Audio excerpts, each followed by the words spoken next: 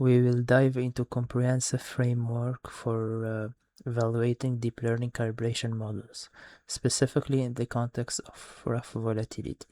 If you look at the 3D surface on the screen, you'll see a classic implied volatility surface, complete with a volatility smile, and that pronounced short maturity skew that rough volatility models capture so well. But as we introduce neural networks to handle these complex models, we need ways to benchmark them. So today we will walk through the 4 key metrics we use to do exactly that. To understand why we need these metrics, let's briefly look at the problem we're solving.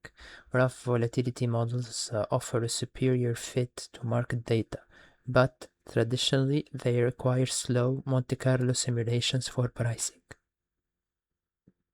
This creates a massive operational bottleneck. Deep learning completely bypasses this by mapping input parameters directly to an instantaneous output surface.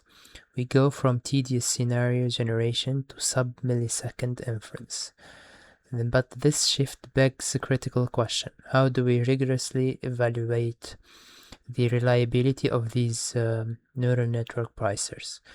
So let's look at the first metric, which is the IVRMSE, or the implied volatility root mean square error. Simply put, this measures the absolute global deviation of the model implied volatility surface from the observed market surface across our predefined grid of strikes and maturities. As you can see in the formula, we take the squared difference between the neural network prediction and the market data at each node, average them, and take the square root. A small RMSE is the definitive measure for good calibration. For benchmark purposes, a highly successful model should consistently achieve an RMSE below 1%. So while this RMSE gives us the absolute difference, our second metric, the relative implied volatility error, looks at the percentage discrepancy. We calculate this element wise by taking the absolute error and dividing it by the market volatility. This standardizes the error and prevents high volatility regimes from dominating our evaluation. When looking at the results, we want our average relative error across the grid to be consistently below 1%. However, we also look closely at the maximum relative error and to catch our worst case performance. Typically at extreme out of the money nodes, so ideally this maximum should stay below 10 to 15%. The third metric is particularly crucial for the unsupervised deep BSD architecture, the loss convergence. This evaluates the stability and optimization dynamics of the neural network during training. We plot the target loss function across training iterations to see if the model is actually learning the underlying pricing functional or just getting trapped in the local minima. What a good result looks like is rapid, steep decay within the first few epochs, followed by smooth, low variance plateau. If we see a tight variance across multiple random seeds, it tells us the optimization is highly stable. The fourth metric, the calibration speed. This is where deep learning truly shines. This measures the computational wall clock time required to run the optimization algorithm and find the best fit parameters. By shifting the heavy numerical pricing steps offline, the neural network forward passes through takes roughly 30 microseconds.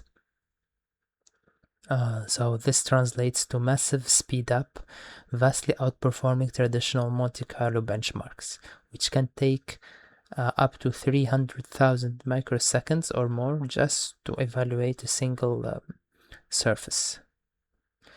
We are turning a process that took significant time into something that happens in mere milliseconds.